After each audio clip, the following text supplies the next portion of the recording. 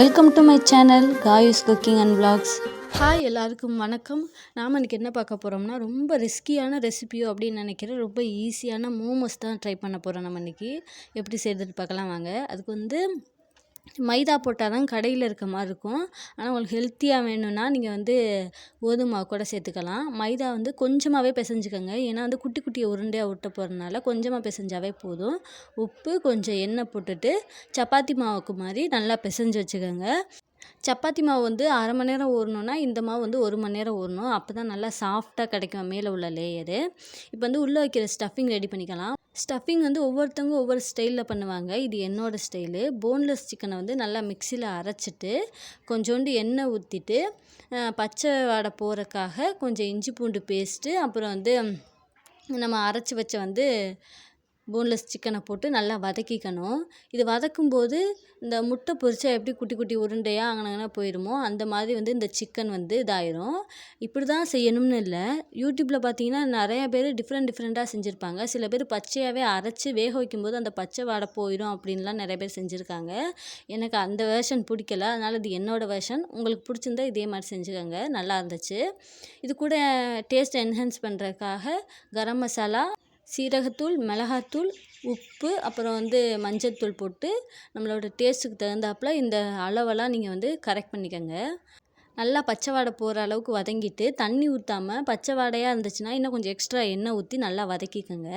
இப்போ லாஸ்ட்டாக ஒரு பெரிய வெங்காயத்தை நறுக்கி நம்ம இதில் சேர்க்க போகிறோம். ஏன் லாஸ்ட்டாக போடுறோம்னா நம்ம அந்த மோமோஸ் சாப்பிடும்போது எல்லாமே வெந்து இல்லாமல் இந்த வெங்காயம் மட்டும் லைட்டாக நம்மளுக்கு க்ரன்ச்சியாக கிடச்சிச்சின்னா டேஸ்ட்டு சூப்பராக இருக்கும். யூஸ்வலாக பார்த்தீங்கன்னாவே பச்சையாக அரைச்சிட்டு மிளகாத்தூள், மல்லித்தூள் இதெல்லாமே போட்டுட்டு சூடு பண்ண எண்ணெய் ஊற்றிட்டு லாஸ்ட்டில் வெங்காயத்தை போட்டு பிசைஞ்சு தான் உள்ளே வச்சு ஸ்டஃபிங் பண்ணுவாங்க. அந்த பச்சை வாடை பிடிக்காது அப்படிங்கிறதுனால நான் வதக்கிட்டு செய்கிறேன். வேறு ஒன்றும் இல்லை. டேஸ்ட்டில் எந்த வித டிஃப்ரெண்ட்டுமே இல்லை. நல்லா டேஸ்ட்டாகவே இருந்துச்சு. கண்டிப்பாக நீங்கள் இந்த வெர்ஷனை ட்ரை பண்ணி பாருங்கள். இப்போ நம்மளுக்கு உள்ளே வைக்கிற ஸ்டஃபிங் ரெடி ஆயிடுச்சு. நம்ம மேலே லேயர் தேய்ச்சிக்குவோம். முடிஞ்ச அளவுக்கு குட்டி குட்டி உருண்டையாக உருட்டிக்கோங்க. ரொம்ப அகலமாக உருட்டினோம்னா நிறையா ஸ்டஃபிங் வைக்கணும். அப்போ வச்சு நம்ம உள்ளே வச்சு மடக்கும்போது நம்மளுக்கு கஷ்டமாக இருக்கும். ஸ்டஃபிங் ஒரு இதுக்கே நிறையா இப்போது வைக்கிற மாதிரி இருக்கும். எவ்வளோக்கு குட்டி குட்டியாக உருட்ட முடியுமோ அவ்வளோக்கு குட்டி குட்டியாக உருட்டுங்க. இப்போ நான் செய்கிற மாதிரி தேய்ச்சி கட் பண்ணிங்கன்னா வேலை ரொம்ப ரிஸ்க்கு. ஏன்னா எக்ஸ்ட்ரா மாவு வந்துக்கிட்டே இருக்கும். அது இல்லாமல் தேய்ச்சி கட் பண்ணிக்கிட்டே இருக்க மாதிரி இருக்கும். முடிஞ்ச அளவுக்கு முன்னாடியே தேய்ச்சி குட்டி குட்டி உருண்டையாக உருட்டி வச்சுக்கோங்க. ஃபஸ்ட்டு நான் இது தெரியாமல் பெருசாக தேய்ச்சிட்டு ஸ்டஃபிங்கை வச்சு மடித்து பார்த்தா அது ரொம்ப மாவு உள்ளே இருக்க மாதிரி இருந்துச்சு.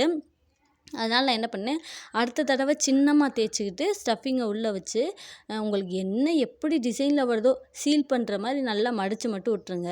எந்த ஷேப்பில் எப்படி பண்ணாலும் மோமோஸ் சூப்பராக வரும். நீங்கள் ட்ரை பண்ணுங்கள். ரொம்ப லேசாக மெல்லிசாக தேய்ச்சிடாதீங்க வேகாதோன்னு நினச்சி.